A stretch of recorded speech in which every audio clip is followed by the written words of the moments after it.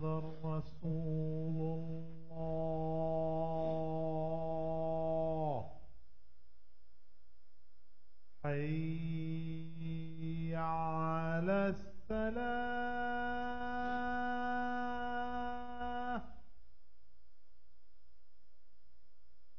حي على الصلاة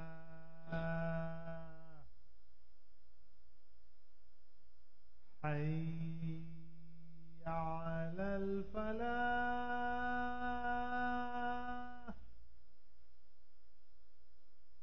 حي على الفلاح الله أكبر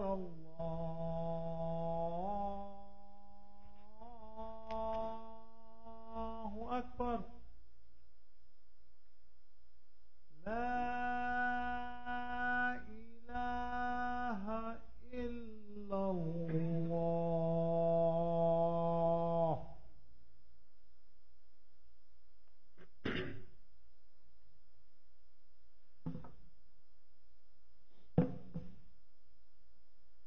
إن الحمد لله الذي نحمده ونستعينه ونستغفره ونؤمن به ونتوكل عليه من يهده الله فلا مضل له ومن يضلله فلا هادي له ونشهد أن لا إله إلا الله وحده لا شريك له ونشهد أن محمدا عبد الله ورسوله أرسله الله تعالى بالهدى ودين الحق ليظهره على الدين كله وكفى بالله شهيدا وصلى الله عليه وسلم تسليما كثيرا كثيرا.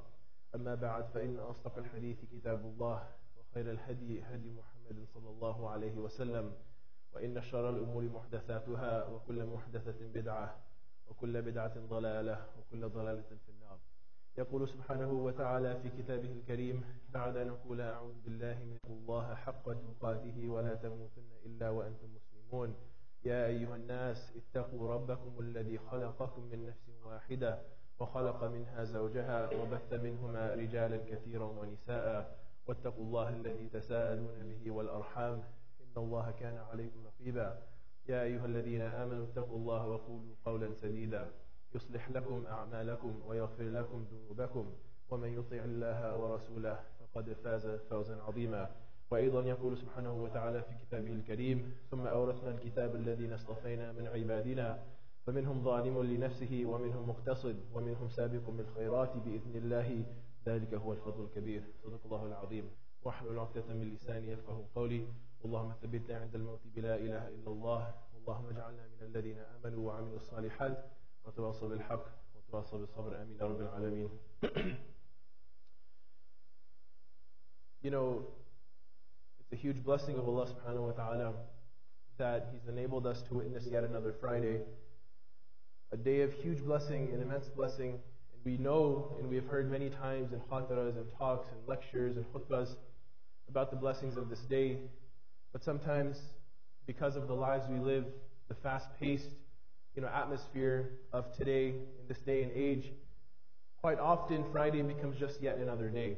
Able to become closer to Allah subhanahu wa ta'ala, a day on which we remember that we will stand one day before Allah subhanahu wa ta'ala and be held accountable for everything that we do. And this was the practice of the Salaf. When the day of Friday would approach, they would get everything done before. By Thursday at the very latest, they would get everything when it came to the worldly affairs done so that they could focus on the day of Friday. There's the hour in the day, as we know, where the dua of anything good asked for in this life or the next will be answered and accepted by Allah subhanahu wa ta'ala. The fact that we're supposed to send extra blessings upon the Prophet sallallahu alaihi wasallam, the fact that we're supposed to recite Surah Al-Kahf, the fact that we can earn immense rewards by coming to the Jumu'ah prayer, by making. So we should be very, careful, and we should be very particular about this day and making the most of it. And the reason I start off by saying that is because the reason we should make the most of this day, and the reason we should make the most of any day in our lives, is because we don't know when that final day will come. This Friday, alhamdulillah, we are alive, but there will come a Friday when we will not be alive. And that is the purpose of this entire life, is to make the most of every single second that we have on this earth. We don't know when that deadline will come. We don't know when that when our lives will be cut off. It will be different for every single one of us. And so, because we don't know that, we must take advantage of every opportunity we have and the reason we do this is because we want to earn the bounties of Allah subhanahu wa ta'ala in the next life. And what we should understand is that there are levels of bounties that Allah subhanahu wa ta'ala has mentioned in the Quran and in the Sunnah of the Prophet sallallahu alaihi wasallam, that not everybody will get the same rewards or the same bounties in the next life. There will be people who will earn bounties of Allah subhanahu wa ta'ala, they will be in Jannah, but there are different levels of Jannah as we know. So those who are in the lower levels of Jannah will not earn as many bounties as those in the higher levels of Jannah. And so it is our goal to try our best to attain the highest levels of Jannah. As my father used to tell me when I was young, he used to say that, if you aim for a 90 on the background, obviously, he was trying to convince me in a way to get 100 and A+. And he was saying similarly in life, if you aim for the lowest level of Jannah, and you don't make it, you make some mistakes, you might end up in the wrong place. So aim for the highest level of Jannah, so that if you don't get there, the intended goals, you might end up in the third or fourth level, but at least, you tried your best, and you had that highest goal possible. And that's what we should do. And the way there are different degrees or different levels in the next life in terms of the bounties that we will get from Allah subhanahu wa ta'ala, there are also different degrees in this life. And one of the examples of these degrees is the ayah that I started the khutbah with, in which Allah subhanahu wa ta'ala, He says, ثُمَّ أَوْرَثْنَا الْكِتَابَ الَّذِينَ اصْطَفَيْنَا مِنْ عِبَادِنَا. Then we bequeath the book, we chose, the ones that are chosen from amongst our slaves. And He's talking, of course, about us. He's talking about the believers. He's talking about the Muslims. He's saying that from all of humanity, there are those people who have received the book. There are literally the chosen ones from humanity, referring to us as Muslims. And then He says that from amongst these Muslims are three groups, are three degrees, are three levels of Muslims. He says the first is فَمِنْهُمْ ظَالِمٌ لِنَفْسِهِ. The first one is the one who transgresses against himself or herself. A person who is Muslim by name, but they're not really Muslim by action. They don't really do all their prayers. They don't really fast like they're supposed to. They don't give charity like they're supposed to. Make a lot of mistakes and have a lot of shortcomings. Yet they're still Muslim. So this is ظَالِمٌ لِنَفْسِهِ. وَمِنْهُمْ مُقْتَصِدٌ. And then there's the second degree, higher than this first degree, is a person who is in the middle. He's like in the middle. He's not always good. He's not always attaining goodness, but he's not always bad either. Right? He's trying his best, or she's trying her best, and here and there may be a slip up once in a while. Right? Periodically, they slip up, they commit sins. Sometimes they go back to the same sins that they ask forgiveness from. Right? So this person is kind of in the middle. And then the third and final group is وَمِنْهُمْ سَابِقٌ بِالْخَيْرَاتِ, is the group that is rushing time. The people who attain goodness all the time. These people are those who not only do the basics and meet the fundamentals of the religion, but they go above and beyond. They'll do all the sunnah that they're supposed to. Right? They'll do all the extra nawafil that they're supposed to. They'll wake up at night for tahajjud. Forget fajr, they do more than that. Right? These are people who any opportunity there is to do good, they are sabiqun bil khairat. They are rushing towards that opportunity to do good.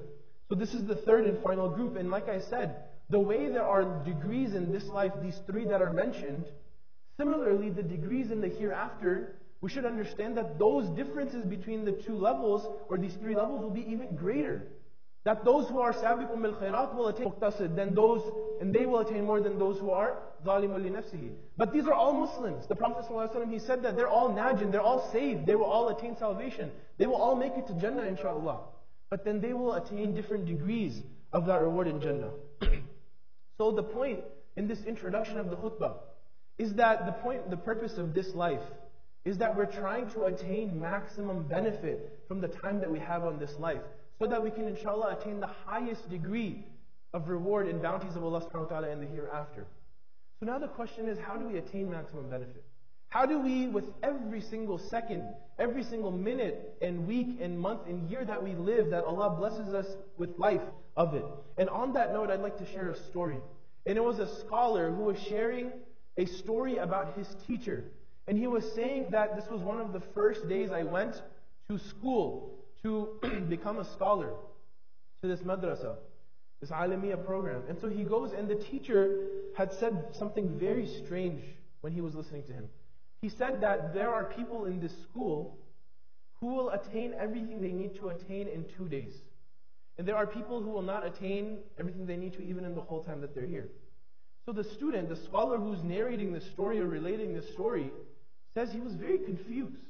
Like when you think about a person who's supposed to attain a degree, it takes years, 2, 4, 6, 8, 10 plus years it takes for a person to attain that degree. Yet, the scholar, his teacher, he said that there are people who will attain what they need to in just a couple of days. And so this, the person relating the story, he was confused, and he went back and he reflected and he thought about this, and then he went back to his teacher because he wasn't able to figure out what this meant. So he went back to his teacher and he said, "Can you explain this? I'm not able to understand." And the teacher explained that this is an analogy. That there are some people, a rare few amount of people, who are able to make more of their time than the average person in school. So much so that in a couple of days, they 4, 6, 8 years in this madrasa. And similarly, the analogy was for human beings in this life. There are some human beings that in one day can attain more reward and more benefit than most average human beings in a month. There are human beings that can attain more reward in a week than the average human being can in their whole life. How is this possible? And so the teacher, he listed 5 things. He said that these people are very few and they're special and they possess special traits and special characteristics. And he said that there are 5 traits and characteristics that these people possess. And these are people who can attain maximum benefit and make the most of what these 5 are. The first is taqwiyat an-niyyati wal azima. Learning to strengthen our intention and have firm resolve. Notice that he doesn't say making an intention. He says a person who strengthens their intention. Because when it comes to making an intention, this is something that's fundamental. This is something that's basic, that every single one of us should be doing. If you look at most books of hadith, the first hadith is which one? إِنَّمَا الْأَعْمَالُ بِالنِّيَّاتِ. No doubt all actions are by intention and every person will get for whatever he intended. So with that basic hadith and that fundamental concept in our deen, before we come to Jum'ah, we should be making it just to take a break off from work. Why are we actually here? What's the intention? Because the reward will only be given based on the intention. Why are you praying? Why are you using the bathroom? Why are you eating? Why are you being with your family? These different things, these different actions on a daily basis, there should be good intentions behind them if we would like to attain reward. Even the sleep that we do, as we mentioned in previous khutbahs, can be a means of worship and ibadah if we make the right intention before we sleep. In the next 5, 6, 8 hours, while you're laying there unconscious, are actually means of worship. You're attaining reward every second you're laying there. So the intention is something fundamental. He doesn't say the person who makes intention is one of those who has this special quality. He says rather the person who strengthens his intention. Now let me give you an example, hopefully, or all of us hopefully, made the intention to come to Jum'ah. But there are certain people who 3 minutes in started thinking about other things. Right? Oh yeah, I need to order this thing from Amazon. Oh, what's for lunch or what's for dinner? What am I going to do when I go home? Oh, I have to go back to work. I'm working on this project. All of these thoughts that shaitan puts in our head, right? These obstacles that come in our path that distract you from being present here in the khutbah and benefiting in the maximum amount, right? Those people, some of us who may have been sitting here and may have experienced that, and it happens to all of us, that means that our intention going into Jum'ah wasn't strong enough. And yet there are people who are sitting here who are attentive the entire time. Not only are they attentive the entire time during the khutbah, they actually came here 10, 15 minutes for extra sunnah and whatnot. And they're keeping their intention firm and strong and they will go throughout. Even though shaitan is doing the same attacks on them. He's trying to distract them with different things in their lives, but they're saying, no. I'm going to focus, I'm going to be present here. This happens all the time with us in prayer, when we pray 5 times a day. That right when you start praying, guess what happens? Shaitan reminds you of the most random things. There's a funny saying that if you forget something, right, or if you want a good idea, go pray 2 rak'ahs and shaitan will remind you of the best ideas. Right? Like the most insane things come in our head when we actually start praying with things you would have never thought of if you weren't praying. That's what shaitan does. And those who possess strength in their intention, the second part is firm resolve. They will be able, intention gives you is the ability to get through and complete something without being distracted by the obstacles and challenges that arise from shaitan, while others will become distracted. Right? The average person will become distracted. But the person who has strength in their intention will say, no, I'm not going to get distracted. I'm going to be fully attentive and be present. And this is the principle or the concept that enables us to be present when it comes to our actions. And this doesn't just apply to our worship when it comes to fasting or prayer or being in the khutbah, right? This applies to anything. A person, a father, or a person who's working outside the home goes home, right? We should make an intention that we're going to go home and spend time with our families. How many of us, we don't even, first of all, we would just go right into it, right? We don't even take a break and make an intention that yes, I'm going to be patient. Even though I had a tough day at work, even though I have struggles, I'm not going to let it out. I'm not going to be angry at my family, right? Most of us have weak intentions with most of our actions. And that's why we're easily able to be distracted and fail in those actions because the obstacles take us. Yet the person who has strength and intention will be able to overcome these obstacles. And so that is the first quality of a person who is able to make the most and attain maximum benefit in this life, inshallah. The second is al-ijtihad fi tasfiyat al-qalb. Working hard, purification of the heart. A lot of times we think that the worship and the rituals that we do are the main opportunities for us to purify our hearts. I'm going to fast, I'm going to pray, I'm going to make dua, right? Those things are seen as, okay, I'm purifying my heart when I do those things. But it's not limited to those things. Of course, those are some of the best ways. But those are not the actions that we're doing on a common basis, right? We pray for a few minutes a day, right? If you're fasting, of course, that's different. But generally, worship it lasts a few minutes here or there. But purification of the heart truly presents itself when in normal, daily happenings, in incidents. For example, let's say you're driving down the road, and there's a tendency for most of us, especially the men, right? We get really angry when someone cuts stuff on the road because it hits our ego, right? And we're like, I'm going to speed up. I'm going to get in the other lane, cut that guy back. What's his reason? But the thing is that's an opportunity for myself and for you to purify your heart. To hold yourself back, to hold your nafs back and say, no, I'm going to remain patient. You're purifying your heart as you do that. When someone comes up to you at work and insults you or says something that you didn't like, or your spouse says something that you didn't like, or your child does something that you could get easily upset about, and yet you hold yourself back. You're patient, you hold your anger back, you don't follow what your nafs is telling you to do and what shaitan is telling you. Every single situation, we are tested. And it's an ability and it's an opportunity for us to purify our hearts. But that requires a level of awareness. Because for most of us, we're just living our days and going by. We're not even thinking about Allah. We're not even thinking about these things. We must be aware, and that goes back to the first. That when you have intention and strength in intention, then you're fully aware and you're present in whatever you're doing. If before you got into that car, you said, Ya Allah, I'm going to work for your sake. I'm going to school for your sake.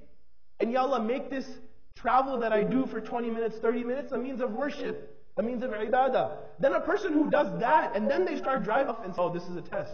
Right? They're aware. Then a person who just goes and just drives like, just everyday thing. It requires a sense of awareness, which will enable us to purify our hearts on a regular basis. So that's numbers 1 and 2. Strength and intention and firm resolve was number 1. And number 2 was working hard to purify your heart.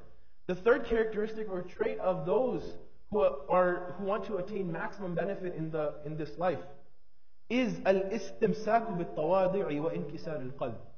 Is adhere to a state of humility and brokenness of heart. No matter how good you get at strengthening your intention, no matter how good you get in having firm resolve, how good of a Muslim you become, or no matter how great you are at purifying your heart and becoming close to Allah and becoming a good Muslim, the thing is that you must always maintain a state of humility. And this was the best, one of the best characteristics of the Prophet ﷺ. And of course, all of his characteristics were great. But he was the best of people because he was the humblest of people. And he was the humblest of people because he was the best of people. And we see one of the examples is when the Muslims conquered Mecca. The way in the humble state in which the Prophet ﷺ with his head down walked into Mecca. Right? The leader of the people walking as though, he's so humble or something. He walked with humility. Right? And that was the Prophet ﷺ. He was the best of people. How about us? No matter how good we get, we still make mistakes on a daily basis, and we must be humble and adhere to a state of humility. And this was the understanding of the companions as well. Sometimes we think that failure is more difficult than success. We think that when we have success, there's times of ease, but when there's difficulty, or when there's failure, then it's times of difficulty. But the Sahaba understood it differently. They said that when we were tried with defeat, we were able to remain patient. But when we were tried with victory, we were not able to remain patient. Because a person who possesses for Allah and realize that wealth comes from Allah, they have this greater sense of awareness that it's because of Allah and I need help from Allah to help me become more wealthy. But a person who's wealthy and who's been blessed with wealth can easily forget where that wealth came from and could mistakenly give themselves credit. A person who attains any level of status in any aspect of their lives and attains any success in their lives, it's very difficult for a person, and that's how the companions thought as well, that we don't necessarily want success because it's so difficult as a human being to remain humble when we experience success. But when we experience failure, then it's easy for us to be humble, and it's an opportunity for us to be humble as well. And so humility should be seen as a good thing. And we should always give Allah subhanahu wa ta'ala credit for everything that we have and remain humble. No matter how much success we attain in anything, whether it's our wealth or whether it's our health, it's our status, whatever it may be. Allah subhanahu wa ta'ala is the one who deserves credit. And there are many benefits of failure as well. Right? Just more than just being humble. Like we said, it enables you to realize that true success comes from Allah subhanahu wa ta'ala. Another benefit is that you will recognize that you have limits. Right? And in fact, you may have even experienced this yourself, that when you attain success in something, and you forget Allah, and you in fact give credit to yourself, He will remind you by taking that blessing away. And that's a very scary thing. That if we're not appreciative and grateful and humble when it comes to what Allah has given us, then there's a risk, because Allah could take that away to remind us, not to forget who actually gave us those things. And the danger is the opposite of humility, which is arrogance, because arrogance blinds. A person who is arrogant, most of the time doesn't even realize that they're arrogant. How can a person even see what they truly are if they're blind to it? And that's the scariest thing, is a person when they are arrogant. And as we know, the hadith of the Prophet ﷺ, in which he says that a person who has even the smallest bit of arrogance will not attain salvation in the next life. So we must always maintain a state of humility. With regards to this third point, is that of the mercy of Allah subhanahu wa ta'ala. In that humility has to do with mercy, right? That we want the mercy of Allah subhanahu wa ta'ala, so we're humble, we remain low. And so the mercy of Allah subhanahu wa ta'ala is compared to the rain in the Quran. And just the way the rain comes from the highest places, from the sky, and it comes down and it pours and it bounces off the higher levels of the earth and it settles in the depressions of the land.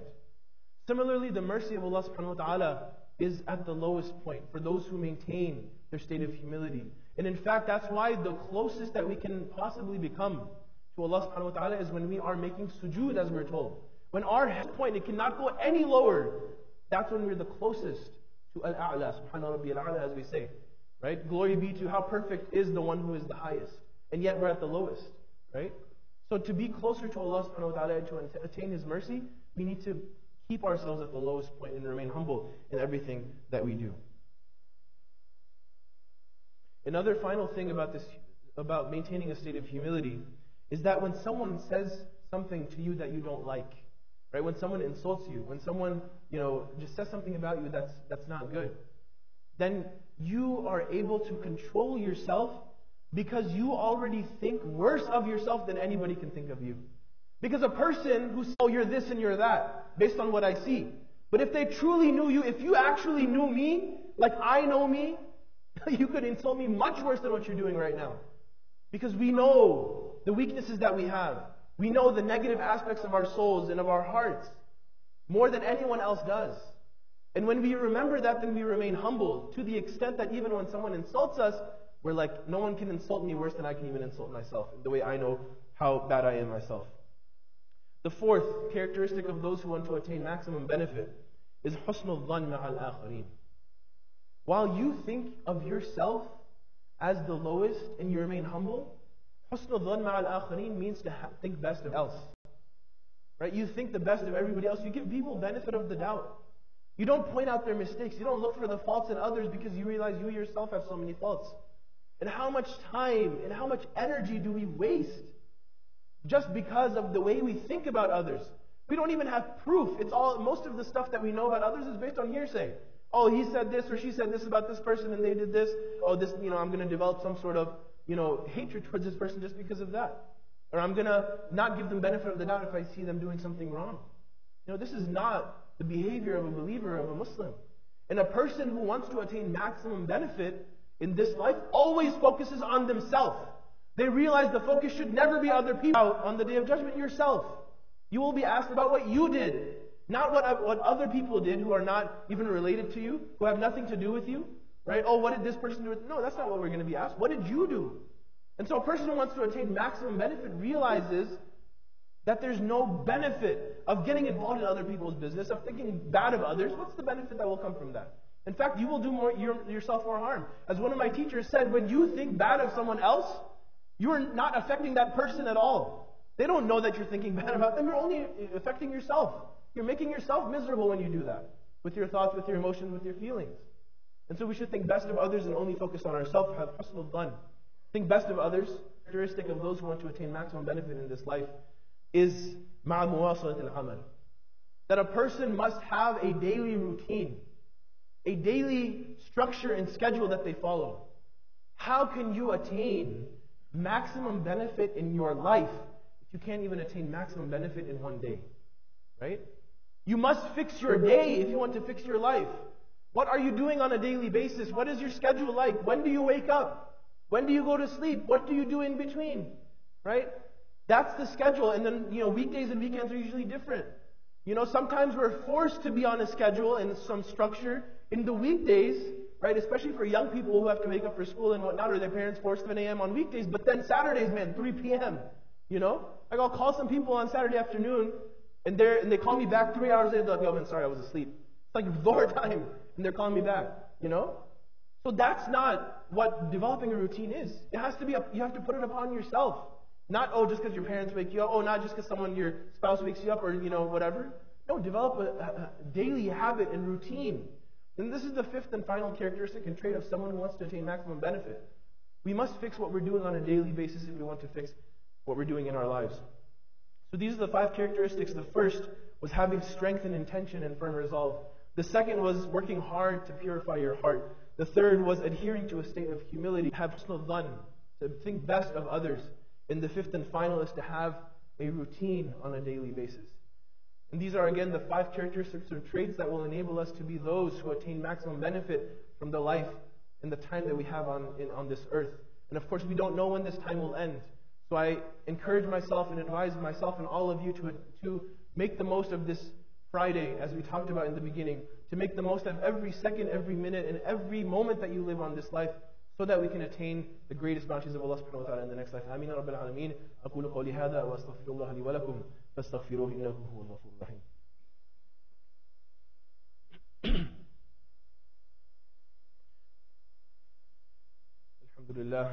الحمد لله وكفى والصلاة والسلام على عباده الذين اصطفى خصوصا على أفضلهم وخاتم النبيين محمد الأمين وعلى آله وصحبه أجمعين. اللهم صل وسلم وبارك على محمد. اللهم أعز الإسلام والمسلمين. اللهم أعز الإسلام والمسلمين وأذل الشرك والمشركين. ربنا آتنا في الدنيا حسنة وفي الآخرة حسنة وقنا عذاب النار. ربنا ظلمنا أنفسنا وإن لم تغفر لنا وترحمنا لنكونن من الخاسرين. ربنا تقبل منا إنك أنت السميع العليم وتب علينا يا مولانا إنك أنت التواب الرحيم. آمين رب العالمين. يقول سبحانه وتعالى في كتابه الكريم بعد أن نقول أعوذ بالله من الشيطان الرجيم إن الله وملائكته يصلون على النبي اللهم صل على محمد وعلى آل محمد كما صليت على إبراهيم وعلى آل إبراهيم إنك حميد مجيد وبارك على محمد وعلى آل محمد كما باركت على إبراهيم وعلى آل إبراهيم في العالمين إنك حميد مجيد. عباد الله رحمكم الله اتقوا الله إن الله يأمر بالعدل والإحسان وإيتاء ذي القربى وينهى عن الفحشاء والمنكر والبغي يعظكم لعلكم تذكرون ولذكر الله أكبر والله يعلم ما تصنعون. أقم الصلاة.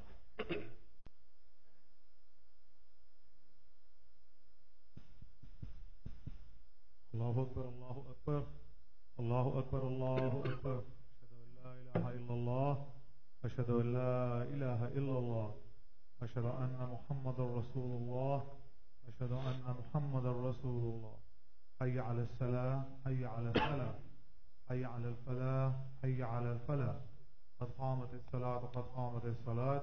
الله أكبر، الله أكبر. لا إله إلا الله.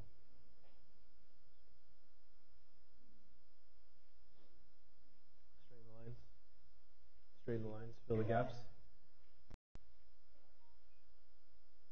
Allahu Akbar.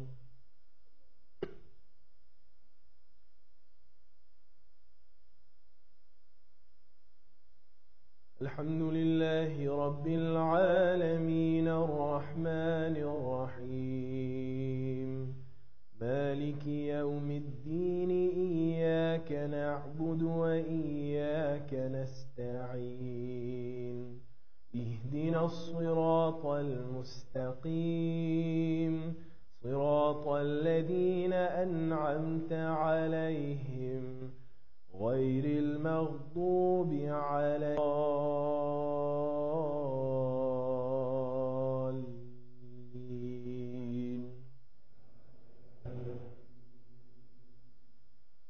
يا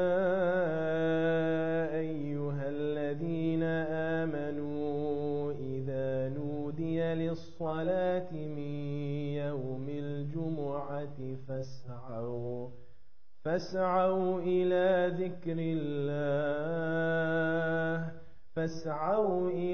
ذكر الله وذروا البيع ذلكم خير لكم إن كنتم تعلمون. قضيت الصلاة فانتشروا في الأرض وابتغوا من فضل الله واذكروا الله كثيرا لعلكم تفلحون.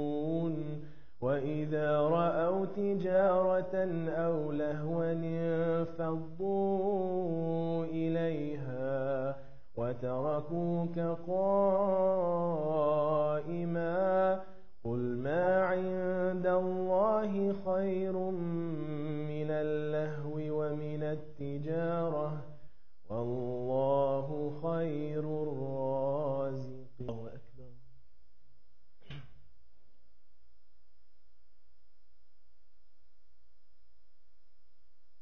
سمع الله لمن حمده. الله أكبر.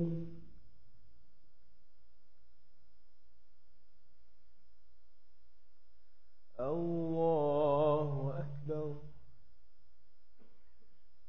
الله أكبر.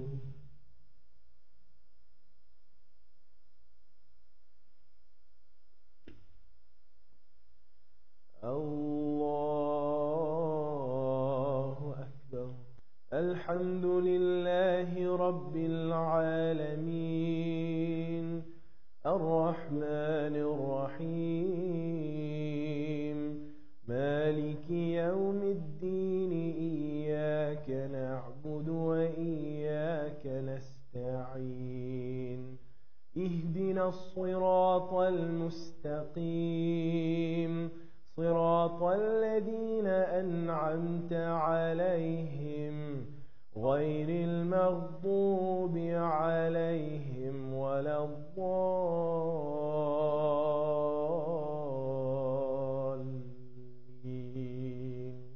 بسم الله الرحمن الرحيم والعصر إن الإنسان لفي خسر إلا الذين آمنوا وعملوا الصالحات وتواصوا بالحق وتواصوا بالصبر. الله أكبر.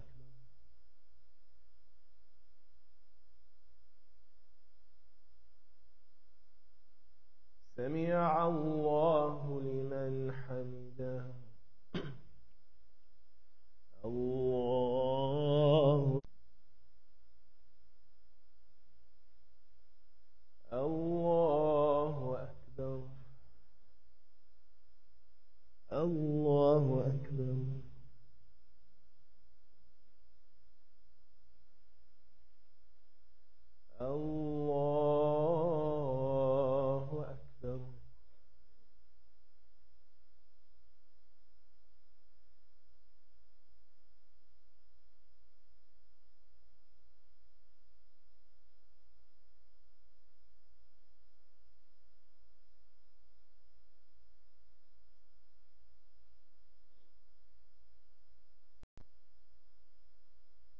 السلام عليكم ورحمة الله.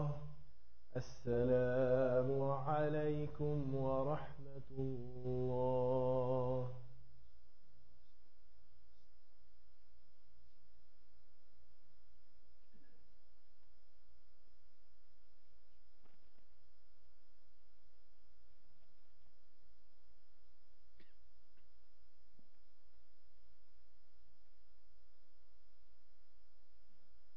Assalamu alaikum. Inshallah, quick community announcement. Tonight at 5 p.m., the Muslim Youth Club is meeting. It's 14. We'll be discussing the activities for the upcoming year. And they will also be designing a new logo. Tomorrow, there's a calligraphy class, 10 a.m. to 12 p.m. Spots are limited, so please sign up on the website.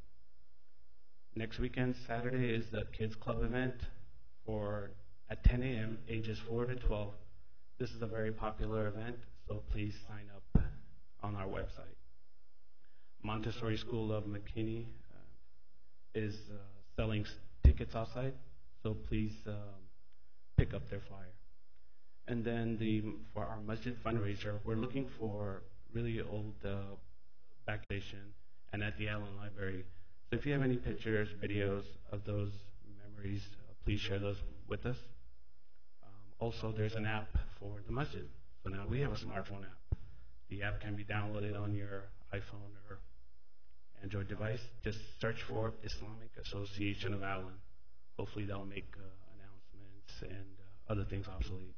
So painting of the masjid is going on